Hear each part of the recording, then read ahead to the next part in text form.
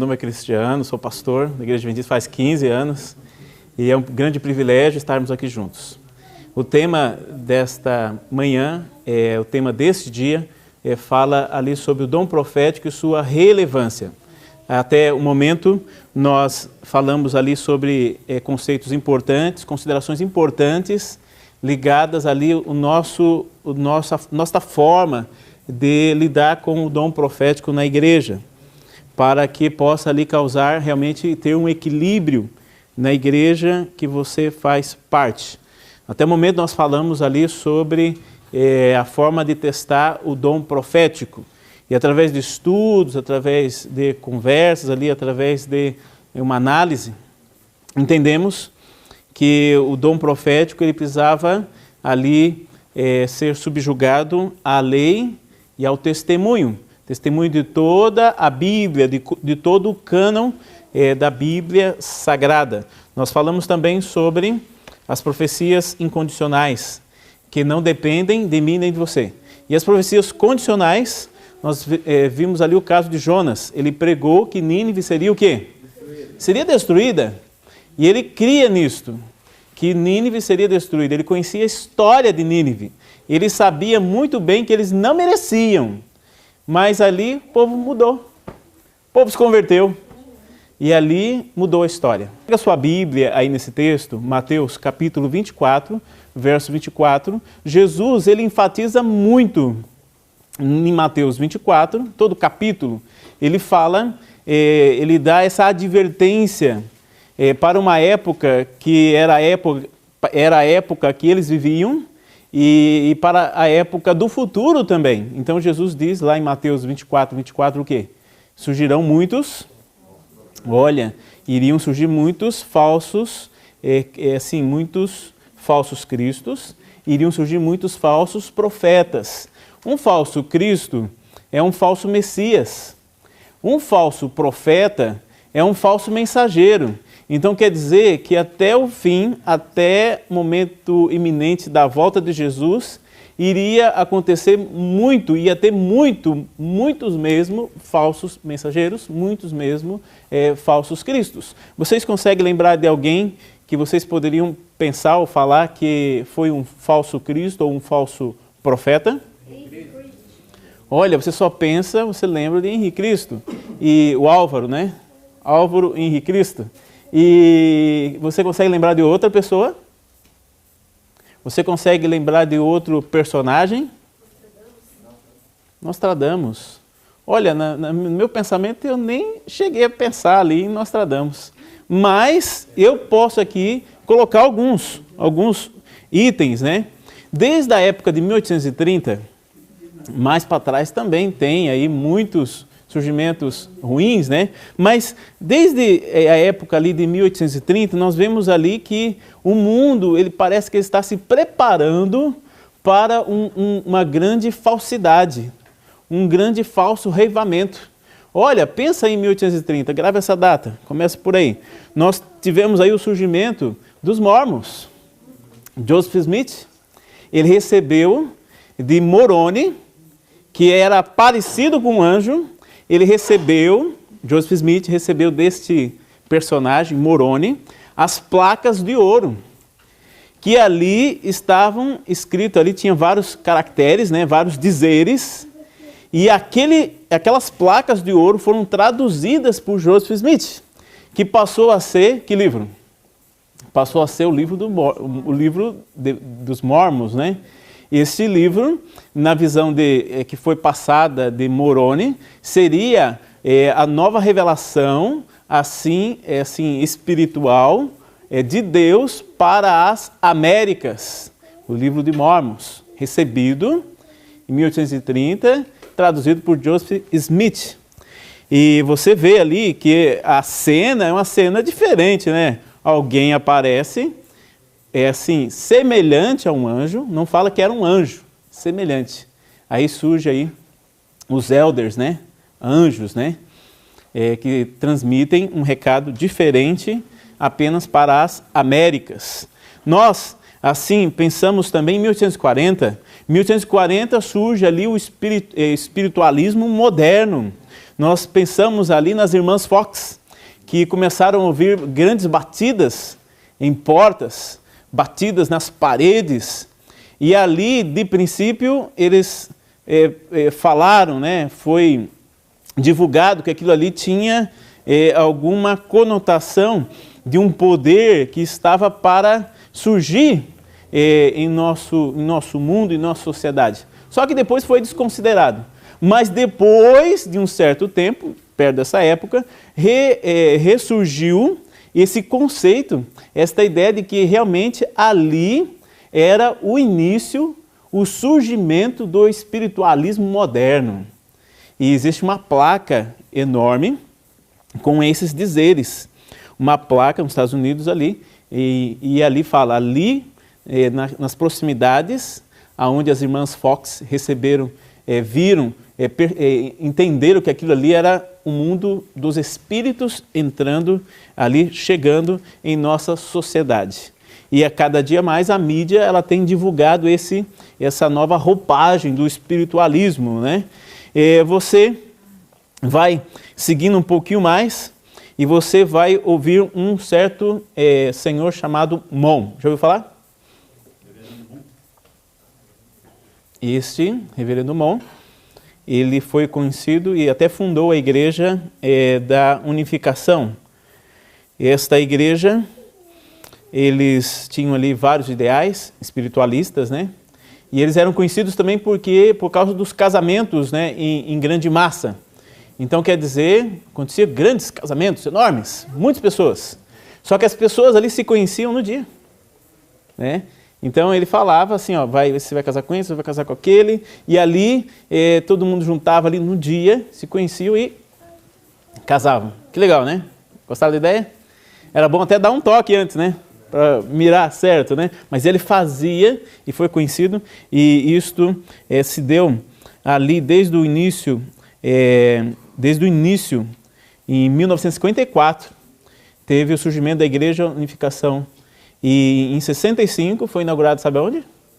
Aqui no nosso Brasil, né? O reverendo Mon já faleceu, mas muito das suas ideias ainda existem em nosso meio.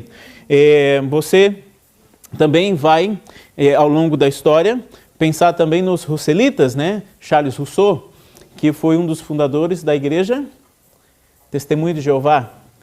E ali eles começaram toda uma estratégia, todo um trabalho, mas acabam ali muitas vezes minimizando o poder de Jesus.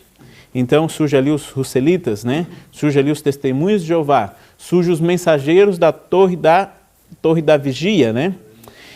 Você vai um pouquinho mais para frente, isso se deu lá em 1870, né? E depois você vai um pouquinho mais na história, no período ali de 1978. Tem alguém aqui de 1977, 78? Olha, eu sou de 77. Olha, nós estamos no páreo aí, né? Saiba que nessa época surgiu um outro personagem chamado ali Jim Jones. Já ouviu falar desse? Olha, Jim Jones, ele foi assim alvo, né? E fizeram várias reportagens, fantástico. Criou ali várias notícias, né, sobre esse Jim Jones. E na época ali de 1978, ele foi muito conhecido, Jonestown, pelo ali envenenamento de 918 pessoas. Todos ali envenenados com o objetivo de crescimento na fé. Todos morreram por causa de Jim Jones. Um outro personagem que aparece também é David Koresh. Já ouviu falar desse? David Koresh era um ex-adventista. E ali, ex-adventista, mas ele fez, assim, pertinho da gente aí, em 1993. E nesta época, ele foi conhecido, fizeram até um filme dele. Passou até na sessão da tarde. Fanatismo Fatal, né? Eu já até assisti o filme. E esse David Koresh, ele tinha umas ideias assim meio loucas, né? Ele pregava com camisa de roqueiro, cabelão, né? E ali ele falava que era Cristo. E vocês acham que ele conseguiu vários adeptos? O que vocês acham? Com certeza. Olha, muitas pessoas. E ele levou para uma fazenda. Ele é um rancho, né? Já ouviu falar, né? E nesse rancho, ele ensinou as pessoas ali, eles tinham que decorar muito bem a Bíblia, né? Só que acabou abusando deste poder. Ele se autotitulava como, assim, Cristo. E ele ensinou o pessoal a atirar, porque ele era ex-guerrilheiro, alguma coisa assim da área, né?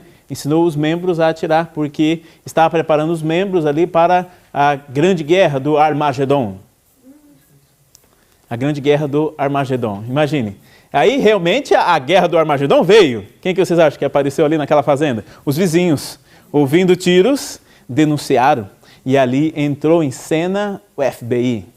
E quando chegaram ali, levaram muito tiro. Foi um dos piores massacres registrados na história ligado a esse conceito de fanatismo. Eles entraram e levaram tiro. Muitos morreram. Nessa cena, assim, finalizando essa introdução, na região do Texas, 54 adultos morreram queimados. 21 crianças também morreram queimadas. E ele assistiu o filme também, e lá no filme ele dizia o seguinte, que vocês morreriam por Cristo? Sim, nós morreríamos por Cristo. Vocês morreriam por mim também? Sim, nós morreríamos por ti, porque eles acreditavam que era a reencarnação de Cristo, né? E todos morreram queimados. Até que ponto vai o fanatismo, né? E quando a gente pensa em falsos cristos, falsos profetas, né? Falsos mensageiros, eu enumerei aqui alguns, mas se você der uma olhada na história aí, teve muita gente se autotitulando como Cristo. Quando olhamos para essa cena, 1 João capítulo 4, verso 1 diz, né? Amados, não deis créditos a qualquer espírito. Olha, isso aqui é bem forte, né? Está em 1 João capítulo 4, verso 1. Amados, não deis créditos a qualquer espírito. Antes, provai os espíritos, né? Para ver se procedem de Deus, porque muitos falsos profetas têm saído pelo mundo afora. E isso realmente acontece na íntegra, né? Esses textos mostram que iriam surgir muitos ali com cara de ovelha, mas na verdade são o quê? Lobos, para poder destruir os amados de Deus. O texto de Apocalipse, um texto bem conhecido, nosso, Apocalipse capítulo 12, verso 17, alguns sabem até de cor, né? O que diz aí nesse texto? Ali ele faz menção a esta ideia da profecia, né? Irou-se o dragão contra a mulher, dragão Satanás, mulher igreja, e foi pelejar com os restantes da sua descendência, os que guardam os mandamentos de Deus e têm o testemunho de Jesus. E você sabe aqui que o testemunho de Jesus é o quê? Apocalipse 19, verso 10, ali fala que, ali diz, né? Que o testemunho de Jesus é o espírito de profecia. Este testemunho de Jesus, ligado ao espírito de profecia, está apenas ligado à manifestação do dom profético na vida de Ellen G. White? Ali, em tese, está ligado a tudo o que aconteceu no contexto profético desde os seus primórdios, desde os primeiros dias, desde os primeiros passos ligados ali a toda esta inspiração da Bíblia.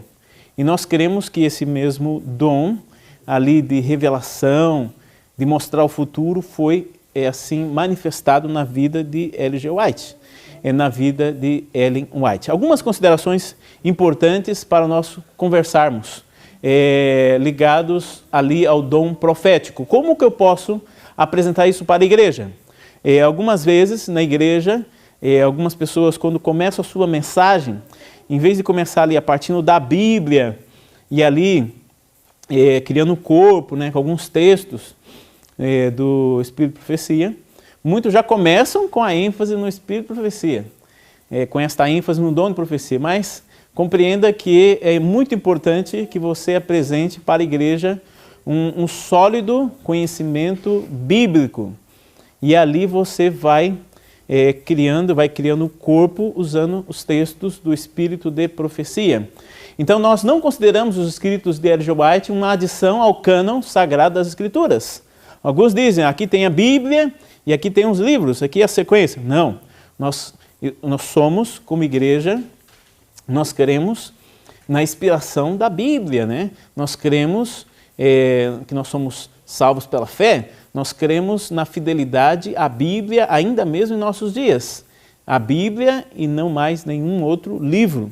A nossa base é a Bíblia. Então, quando olhamos para os escritos de Ellen G. White, compreenda que ela tem uma função, ele tem um objetivo. O objetivo é para aqueles que estão fora da igreja ou para aqueles que estão dentro da igreja? Nunca esqueça isso. Às vezes as pessoas questionam, às vezes as pessoas perguntam, mas e como é que funciona essa questão aí de Ellen G. White? Entenda que a mensagem é para aquele que já é da igreja. A mensagem de fortalecimento, a mensagem de reprovação, a mensagem de conforto é para aquele que é líder da igreja. É para aquele que compreende a igreja assim como a igreja remanescente. Então a mensagem para aqueles que são fiéis, para aqueles que estão assim animados, pregando e vivendo. Então nós não consideramos os escritos de Ellen G. White uma adição ao cânon, a regra dos livros sagrados, que foi fechada, terminou ali no livro de Apocalipse. Também nós não julgamos de aplicação universal, como é a Bíblia, mas em particular para aqueles que fazem parte da igreja adventista. Nós entendemos também, nós não consideramos no mesmo sentido das escrituras sagradas que permanecem, como já foi dito, como um padrão único e exclusivo pela qual todos os demais escritos devem ser julgados. Então você lê os livros, medita, mas eles passam por um crivo, né? Eles passam por uma grande peneira, e essa peneira são as Sagradas Escrituras.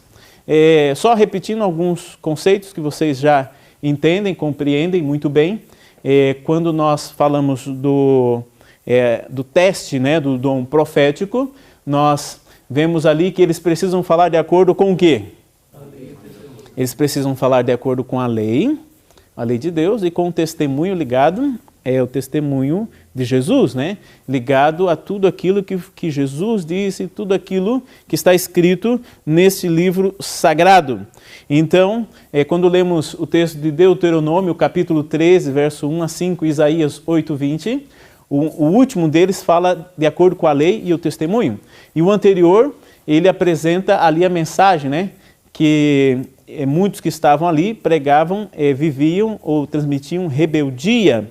Então quer dizer que a mensagem profética veio para fortalecer a igreja de Deus. E o profeta, ele tinha que falar de acordo com a lei e o testemunho. Aqui envolve toda a Bíblia. É muito importante nós mencionarmos isso. Ali também diz em Mateus capítulo 7, verso 15 a 20, se você der uma olhada ali, você vai, é um texto bem conhecido, ali diz que o profeta, ele deveria ser conhecido pelos seus frutos. Que fruto que ele está gerando? Que fruto que ele está transmitindo? Jesus, ele falou muito ali da separação do trigo e do joio, né? E ali diz que, Mateus 7, que pelos seus frutos os conhecereis. Quando nós falamos de frutos, está ligado ali a uma vida de dedicação à palavra de Deus.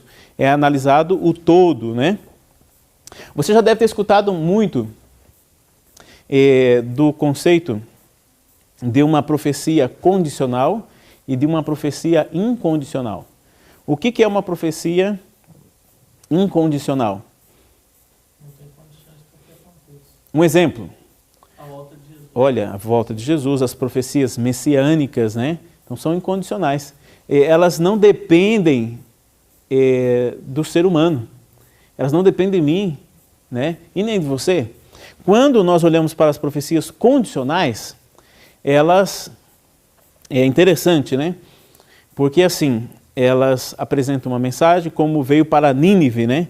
Se você der uma olhada ali em Jonas, pega a sua Bíblia, ali no livro de Jonas, Jonas capítulo 3, Jonas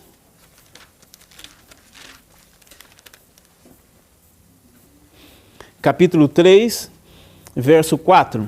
E ali diz, começou Jonas a percorrer a cidade, caminho de um dia, e pregava e dizia, ainda 40 dias, e Nínive será subvertida. O que é subvertida? Destruída. Quer dizer que Deus vai dar um cabo, Deus vai dar um fim. Só que ele começou a pregar, começou a falar, e ele queria realmente que não tinha mais esperança, não tinha mais chance. Só que aí, o que o povo fez? Olha, a Bíblia nos diz que o povo começou a se converter, começou a entregar a vida a Deus, começaram a fazer jejum, começaram a se vestir de saco, e eles começaram a mudar o seu rumo. Então quer dizer que a profecia mudou a sua história. Eu gosto dessa mensagem, porque é uma mensagem de esperança para todos nós. Se até mesmo você está seguindo por um caminho, e aquele caminho é caminho de trevas, é caminho de desespero, de abandono total de Deus, mas aí você começa a olhar para cima, você começa a olhar com esperança, então você vê ali a justificação pela fé envolvendo a sua vida, e você acaba mudando a sua história e a minha história e a sua história. Um texto especial para a nossa leitura é Jeremias. Jeremias, ele transmite esse recado, mas ali escrito no livro sagrado, falando que Deus, ele vê a ação humana. Se até o momento a ação humana conduz para as trevas, ali não tem escapatória. Realmente vai acontecer aquilo que Deus falou e tudo aquilo que Deus não falou também vai acontecer. Mas quando a pessoa muda o rumo, isto é algo especial para nós falarmos. Jeremias capítulo 18, versos 7 a 10 diz, no momento em que eu falar acerca de uma nação ou de um reino para o arrancar, derribar e destruir, se a tal nação se converter da maldade contra a qual eu falei, também eu me arrependerei do mal que pensava fazer-lhe. E no momento em que eu falar acerca de uma nação, de um reino para edificar e plantar, e se ele fizer o que é mal perante mim e não der ouvidos à minha voz, então me arrependerei do bem que houvera dito que faria. Entenderam? Esse texto aqui é bem claro. É Deus falando que ele atua, ele pode agir de acordo com a ação humana. Ele age de acordo com a manifestação de cada um. Nós vemos ali em Jeremias o contexto também das bênçãos e maldições.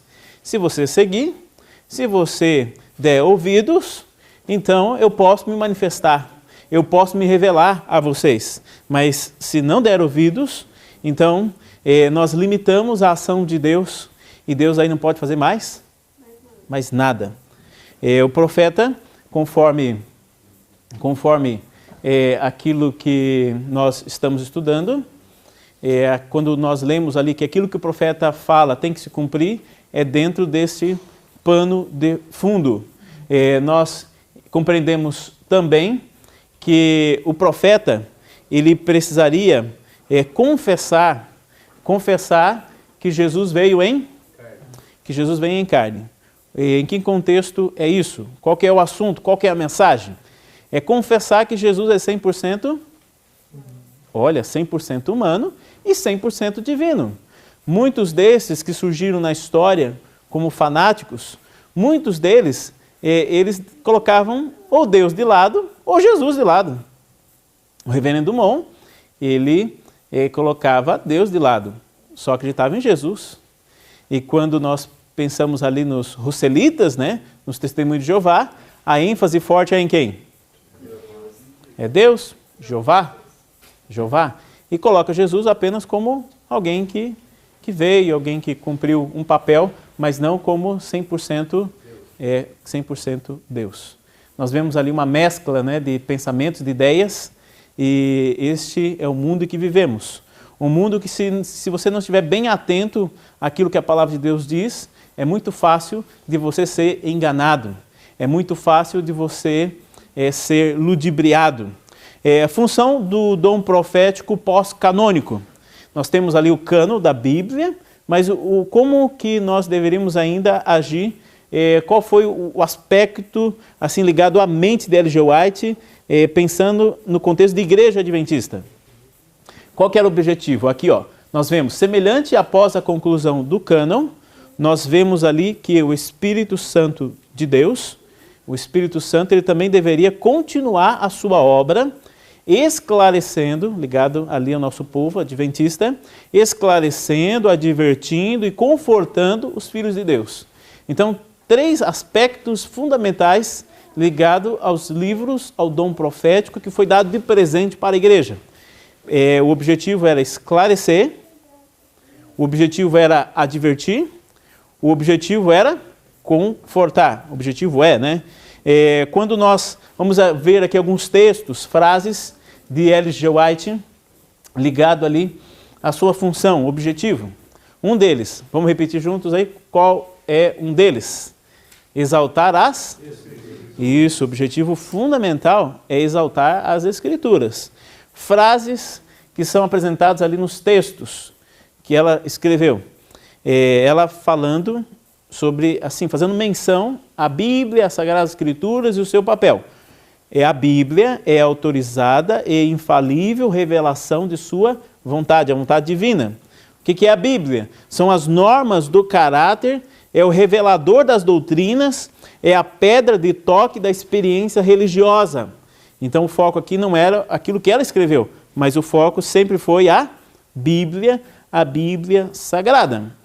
Ela rejeitou completamente a ideia que tinha na época, né? Que aquilo que ela havia escrito seria uma nova luz. Isso aparece muito em grupos descendentes da igreja, falando que agora Deus deu uma nova luz.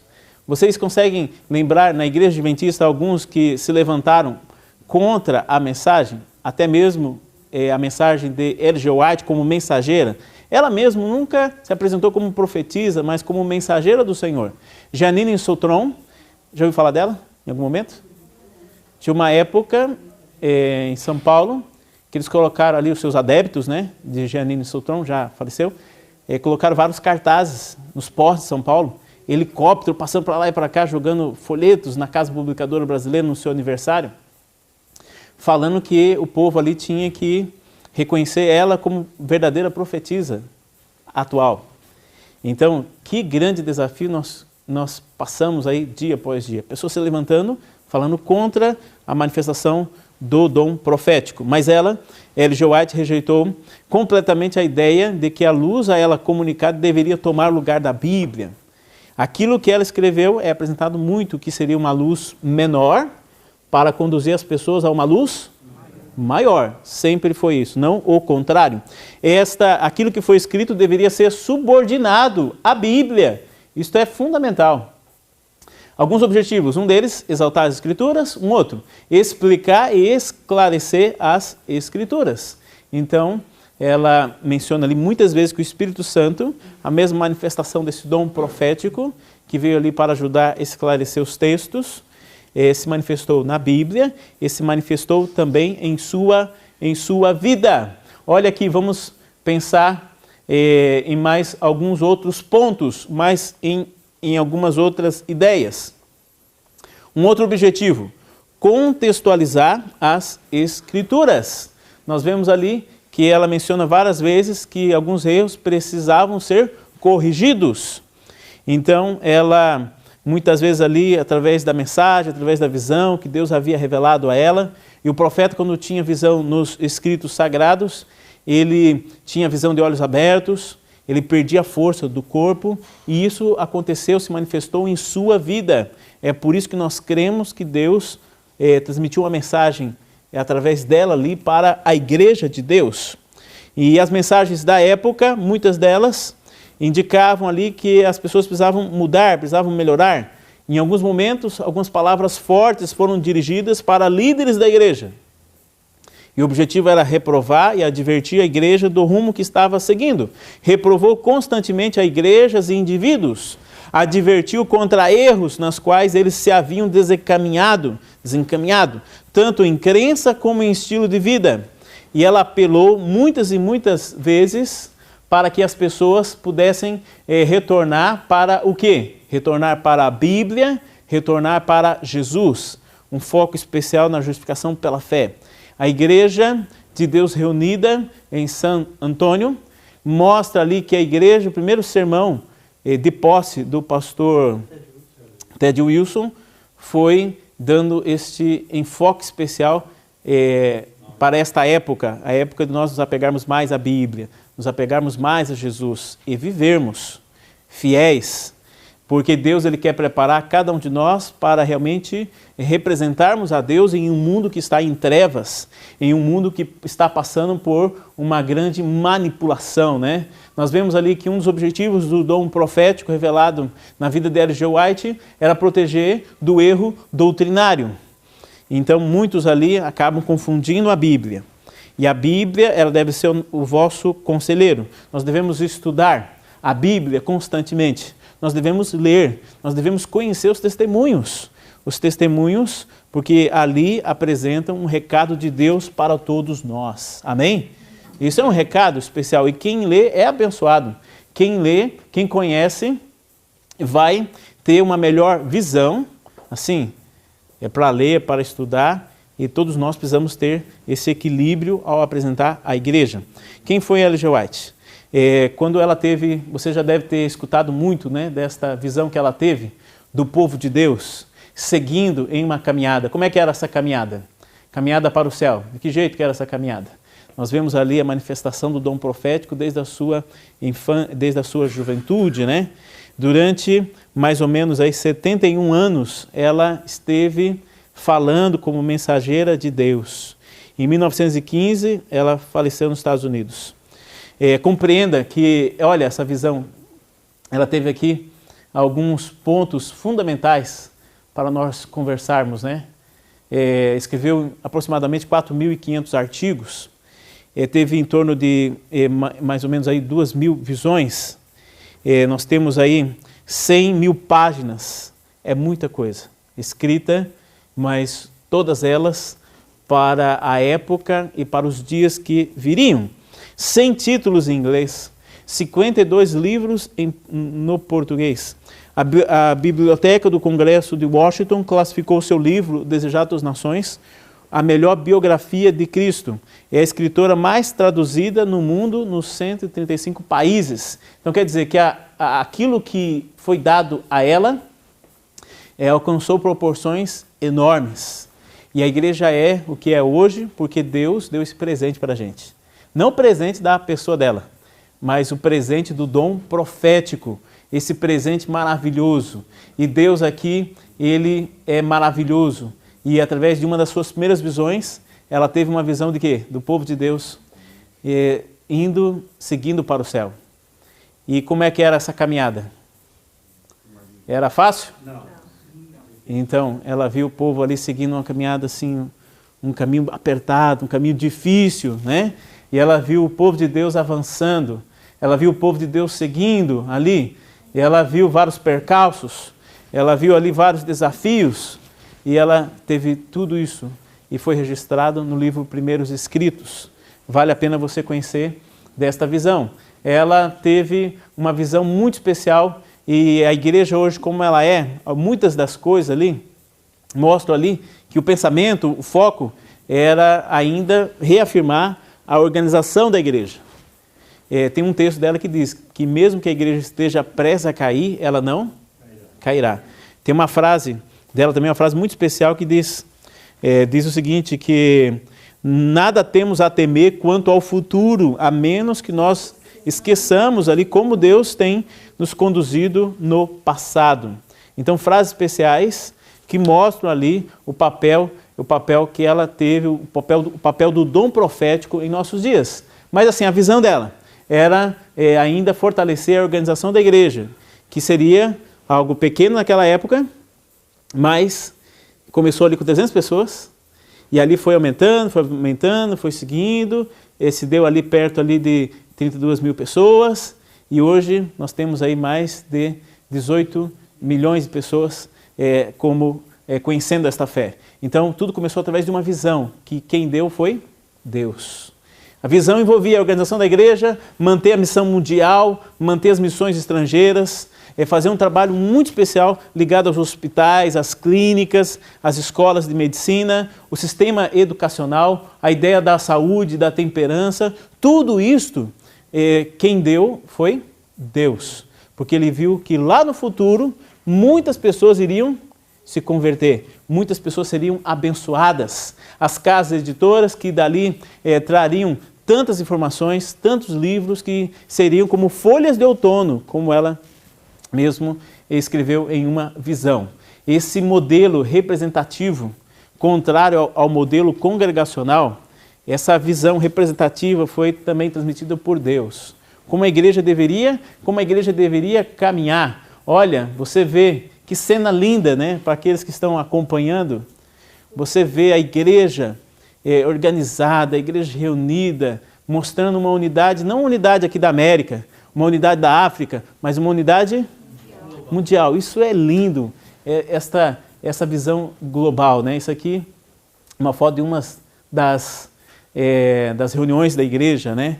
Igreja Mundial. É muito especial nós falarmos este ponto. Visões especiais no contexto educacional.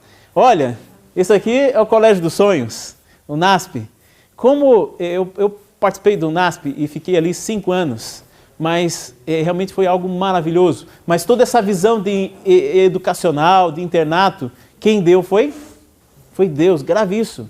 E a igreja seguiu, e ali a visão que ela teve é que os nossos jovens deveriam ficar longe das grandes cidades, eles deveriam ficar distantes para ali ter o conhecimento sólido, científico, mas também fortalecer no conhecimento espiritual. E realmente foi uma grande bênção. E você vê ali vários colégios espalhados pelo mundo inteiro. IASP, nós vemos ali o colégio na Bahia, né? Olha, tudo isso foi dado por Deus. E quantas universidades, quantos colégios? O colégio ali, o NASP de São Paulo, nós vemos ali o colégio no Peru. Eu tentei pegar várias fotos, mas eu falei, mas é muita foto. Nós temos aí em torno de, entre universidades, instituições educacionais, perto de quanto? 7.842. Então, espalhados pelo mundo? O mundo inteiro, conforme os últimos dados. A visão da saúde. Olha aqui o hospital. Nós temos ali o Hospital de Loma Linda, né? Nós temos aí no Brasil, nós temos ali o Hospital de São Paulo, nós temos o Hospital de Manaus, o Hospital de Belém. E a universidade, assim, esse contexto de estudo de medicina, quando começar aqui no Brasil, vai começar por essa área aí.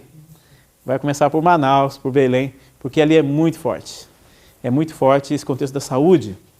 Nós vemos ali que tudo isso começou, mas não porque quero ter isso, quero ter aquilo, não. Começou porque Deus, Ele tem um objetivo. E o objetivo é alcançar várias pessoas em vários níveis, em vários lugares. Olha, vocês gravaram só isso, né? Então, assim, vai começar, está em estudo ali, a Faculdade de Medicina para esta região aí. Então, coisa boa, né? É o progresso aí no Brasil, né? E já estão ali estudando, está em processo. Então, vamos orar por isso, porque pode ser uma grande bênção aí para a igreja. Hoje nós temos no mundo 444 instituições de saúde.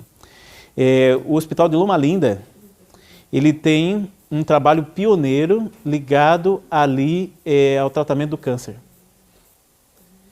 Em que eles fazem um processo em que eles trabalham só com o câncer em si.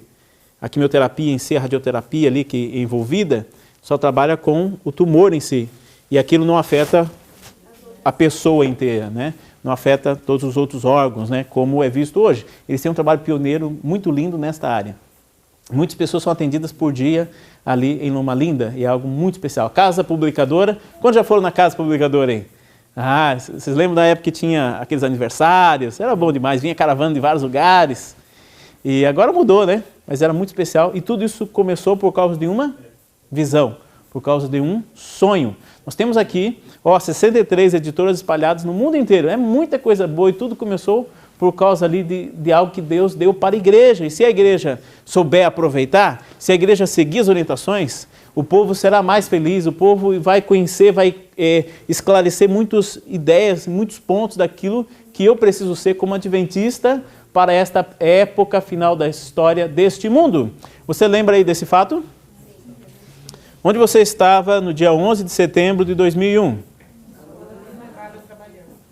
Olha, eu estava dando aula, era meu primeiro ano aqui na Associação Norte Paranense, no Colégio Adventista de Londrina.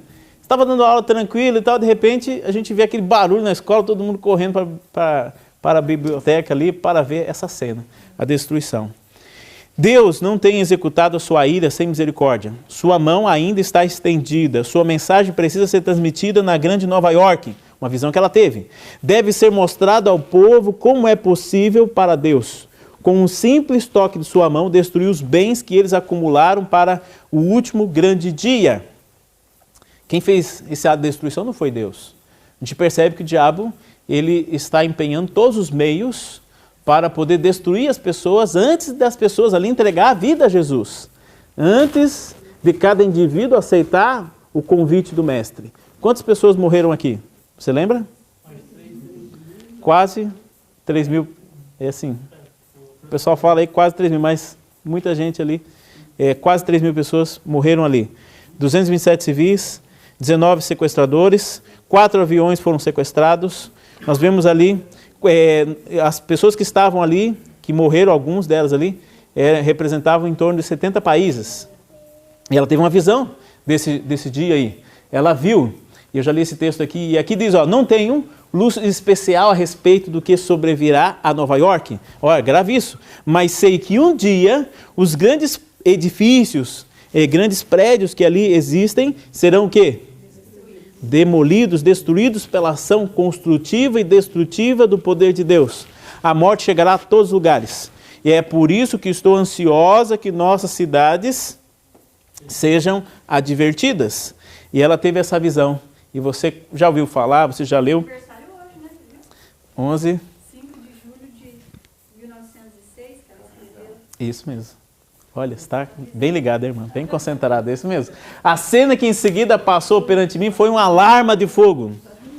Nós vemos ali que ela foi convidada e ela viu ali, ó, para contemplar os edifícios que se erguiam, andar sobre andar, para o céu.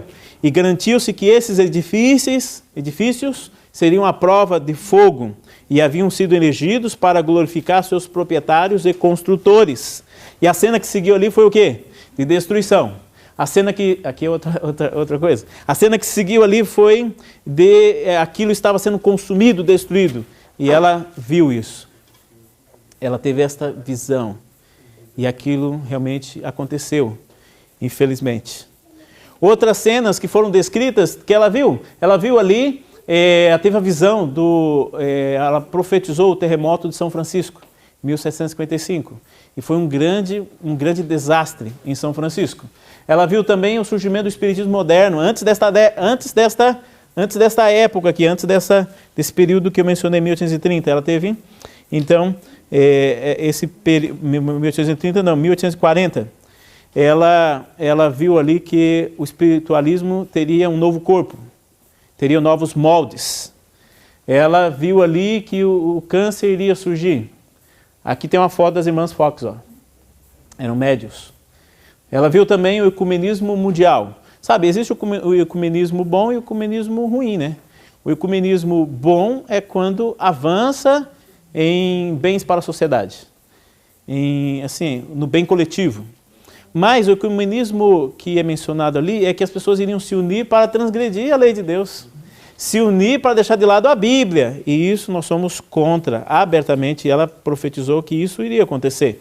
2 Crônicas, capítulo 20, verso 20, diz: crede nos seus profetas, crede no Senhor, né? Estareis seguro, crede nos seus profetas e prosperareis.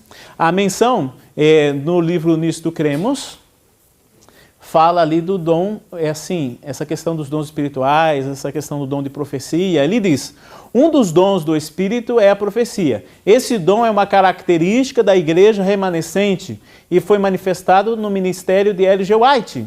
E como mensageiro do Senhor, seus escritos são uma contínua e autorizada fonte de verdade que proporciona conforto, orientação, instrução e correção à igreja. Olha, que lindo, né? É algo maravilhoso. E aqui vem algumas coisas para nós pensarmos. É a parte final. Se uma pessoa não aceita este dom profético, a igreja deveria discipliná-la, removê-la? O que vocês acham? Não. Sim ou não? Quem acha que sim, levanta a mão. Quem acha que não, levanta a mão. Acha que sim? Ou acha que não? Se ela É. não crê, sendo membro, Ela não crê. ela já aceitou no voto do batismo. Olha, irmã, interessante, né? Ela aceitou no voto do batismo. Só que a igreja não vê dessa forma. A igreja, ela vê da seguinte forma. Isso é por isso que é importante nós conversarmos, né? A manifestação da igreja é o seguinte: essas pessoas não devem ser separadas dos benefícios e privilégios de membros da igreja, se nos demais a sua vida cristã for correta e tenham um bom caráter cristão. O que a igreja não aceita é a pessoa assim, às vezes a pessoa não aceita esse dom espiritual, dom de profecia, e começa a fazer contenda, e começa a criar briga, e começa a criar rebeldia. E isso a igreja não aceita de hipótese alguma. Ela usa os próprios textos para criar discussões, contendas entre os... Isso a igreja não aceita.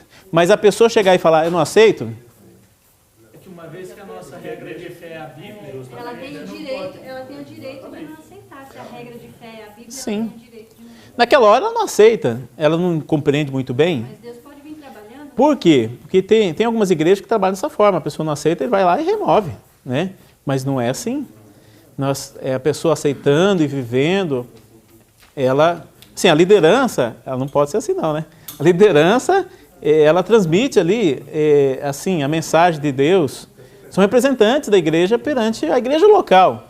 Então, você precisa conhecer muito bem e aceitar de coração, né? Mas aquele que é membro da igreja, vem à igreja, então, nós não podemos seguir pelo contexto de disciplina nem remoção. Olha um outro texto aqui. Para realizar uma obra especial nesse tempo, entre este povo, contudo, eles não fazem da crença nesta obra uma prova de comunhão. Então, o dom profético não é uma prova de comunhão, que a pessoa precisa aceitar para poder ser membro da igreja. Nós pregamos, nós falamos, nós ensinamos, que é o papel da igreja. Depois de homens e mulheres terem tido prova de que a obra é de Deus, e mesmo assim derem as mãos aos que a combatem, então nosso povo tem o direito de separar-se deles. Olha, na prática, vamos ver aqui um outro assunto, né? Uma outra ideia, né? Sobre uma outra visão, vindo aí de um dos redatores de nossa revista na região lá dos Estados Unidos, Review. Então, na prática da igreja, não tem sido costume eliminar alguém por não reconhecer a doutrina dos dons espirituais. O membro da igreja não deve ser removido da comunhão devido à sua incapacidade de reconhecer claramente a doutrina dos dons espirituais e sua aplicação ao movimento do segundo advento. Então, quer dizer que nós temos que ter esse cuidado especial. É muito importante nós mencionarmos isto. Um outro texto, e já estou seguindo para a parte final, né? O último engano de Satanás será o quê? Tornar de nenhum efeito o testemunho do Espírito de Deus. Não havendo profecia, o povo se corrompe.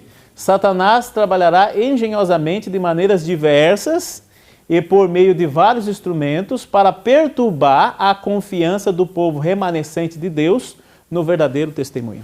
Então quer dizer que no mundo, na época em que vivemos, iriam surgir muitos falsos profetas, falsos mensageiros, mas que não dariam devido crédito à Bíblia. Então o verdadeiro profeta, ele confirma a Bíblia, amém? O verdadeiro profeta, ele precisa fazer o quê? O que eu devo fazer agora em relação à minha atitude ligada ao Espírito de profecia? Como que eu devo estudar? Eu devo estudar com atitude de oração. Eu não devo tirar conclusões com base em tudo que foi escrito sobre o assunto pesquisado. Eu tenho que analisar o todo. Alguns pegam apenas um texto e tiram do contexto e viram o quê? Vira um pretexto. Estude sempre o contexto do texto apresentado. Desconfie de alguns assuntos disponíveis na internet. Alguns podem ser tendenciosos, né? Analise o tempo, a época, a circunstância em que foram escritos. Algumas cartas foram escritas no contexto individual, não no contexto público, né? Não desanime se tiver dificuldades para alcançar os ideais ali propostos, né? Deus jamais descarta aqueles que pela sua graça estão em processo de aperfeiçoamento. Então hoje é tempo de nós termos essa tolerância, termos esse carinho aí ligado ao dom profético. Vou só encerrar aqui e depois a gente dá espaço para as perguntas. Sim. Essa última que você falou, Deus não descarta? Eu vou repetir então. Não desanime se tiver dificuldades para alcançar os ideais propostos no dom profético. Deus jamais, louvado seja Deus, né? Nosso Senhor jamais descarta aqueles que pela sua graça estão em processo de aperfeiçoamento. É isso mesmo. Então, esse é o caminho. Uma frase linda de Ellen G. White, uma frase linda do dom profético, diz o seguinte: a maior necessidade do mundo hoje é de homens, e mulheres também, né? Que nem se comprem e nem se vendam, que no íntimo da sua alma sejam honestos, sejam fiéis ao dever, assim como a bússola é ao polo. Que frase linda, né? Curto é o tempo de que dispomos. Não podemos passar por este mundo mais de uma vez. Tiremos, pois, ao fazê-lo, o melhor proveito da nossa vida. Essa frase de Ellen G. White. Aquilo que nós estudamos, aquilo que nós pensamos, e vale a pena você ler também e ter uma visão geral. Aqui nós temos algumas fontes. Eu gostaria que você anotasse essas fontes, porque algumas delas são muito boas, algumas delas são muito especiais. Aqui vai a primeira fonte. O Tratado de Teologia, né? E algumas coisas que eu mencionei aqui fazem parte do estudo em cima do Tratado de Teologia, volume 9. Você pode estudar um pouco sobre algum assunto ali, sobre o dom profético, no Nisto Cremos. Um outro livro lindo, que eu gostei demais, é esse, Questões sobre Doutrina.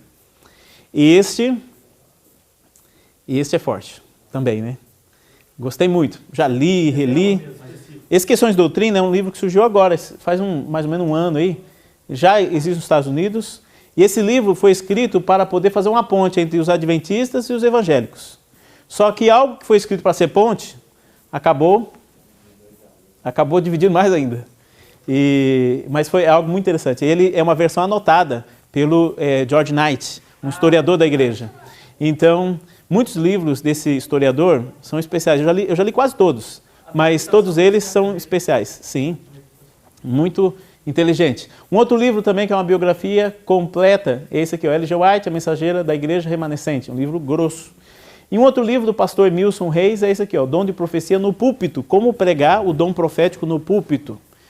É importante que a igreja, durante o ano inteiro, tenha ali no seu calendário homilético assuntos ligados a reafirmar o dom profético. Às vezes passa o ano inteiro, ninguém fala, ninguém menciona. Então quer dizer, se não é mencionado, porque não é importante. Esses dias numa igreja, eu estava falando ali sobre alimentação e falei sobre que não deveríamos comer carne de porco, né? Aí de repente o irmão disse o seguinte: ah, pastor, mas é bom, hein? Ah, é gostoso demais, hein, pastor? Eu falei, como assim é gostoso? E eu perguntei, quanto tempo você tem de fé? Ah, pastor, ele falou alegre, né? Falou feliz. Eu tenho mais de 10 anos de fé, pastor.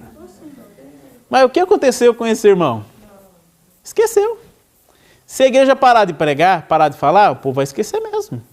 Então, o cérebro não resiste ao poder da repetição.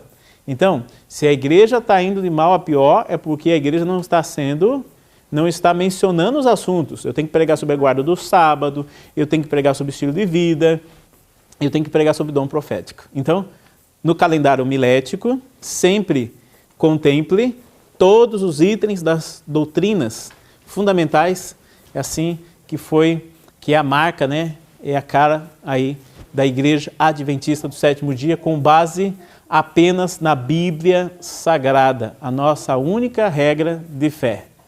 Um grande abraço.